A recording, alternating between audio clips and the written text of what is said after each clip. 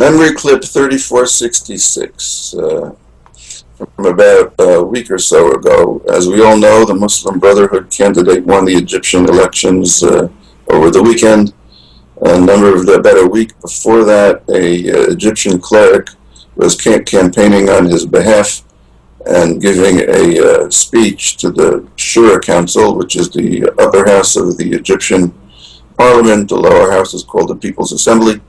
And he was campaigning on behalf of the Muslim Brotherhood candidate who won. And he assured the listeners of a number of things that the candidate had told him. Number one is that he assured the listeners that the Muslim Brotherhood candidate told him that he is indeed a dedicated Salafi, which is an extremist ideology of Islam. Number two, he assured him that he will stand up to the United States. He is not afraid of the United States. And number three, he assured his listeners that the Muslim Brotherhood candidate told him that he believes the Shia are more dangerous to Islam than the Jews. We had the third round of negotiations with Iran. It was held first in Istanbul, then Baghdad, then Moscow. There were 2 or 3 days each. What are we negotiating about? Well, the West insists that Iran stop enrichment or have no more enrichment beyond 5% and return whatever, hand over whatever they have beyond 5%, meaning up to 20%.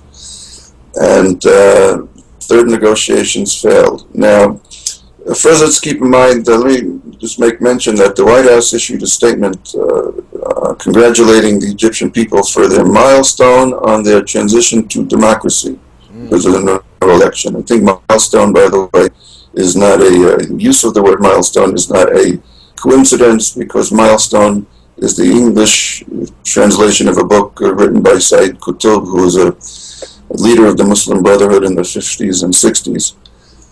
But getting back to Iran, why are the negotiations failing? Well, first of all, let's look at some of the background. Let's not forget on April 9th, the White House spokesman said that the United States is committed to preventing Iran from acquiring a nuclear weapon. And as we spoke about at the time, he said in his statement at the daily press briefing, the crux of the problem is, regardless of what they may say about their intentions, quote, no one on the international stage has any faith in those assurances. Now that's strong language. What he's saying in plain English is we don't believe them, and that we have to take concrete steps to make sure that Iran shows their good faith. In the letter of the 44 senators sent to the president Friday before the Moscow talks began on Monday, among the things that the senators wrote were that we have to see Iran take concrete steps. I'm sure they used that language because that was in the language of the White House spokesman.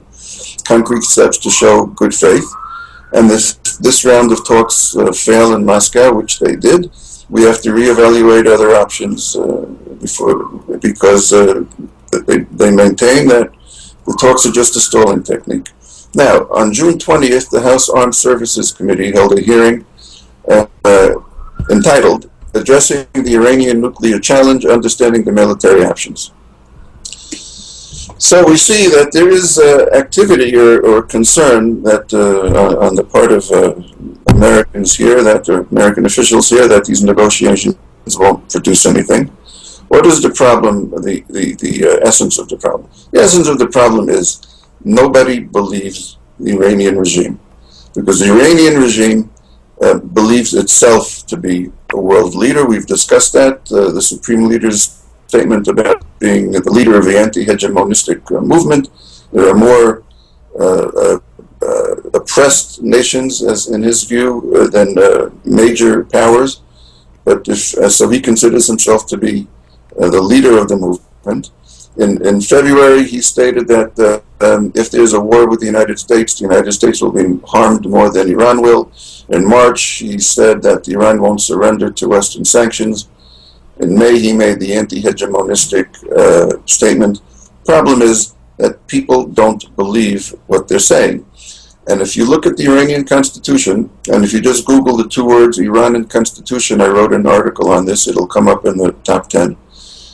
The Iranian constitution says, in the closing sentence of its preamble, that it looks forward, Iran looks forward to the downfall of all other governments by the end of the century, which hasn't happened, and the establishment of a one holy empire, and of course under their leadership. So when they complain about countries talking about regime change, they basically declare that their intention is regime change of the whole world. The Iranian constitution talks about spreading its revolution at home and abroad, and it talks about their being the guardians of the oppressed people, and it's their call, and the implementation of international justice is their responsibility, and of course they decide what justice is.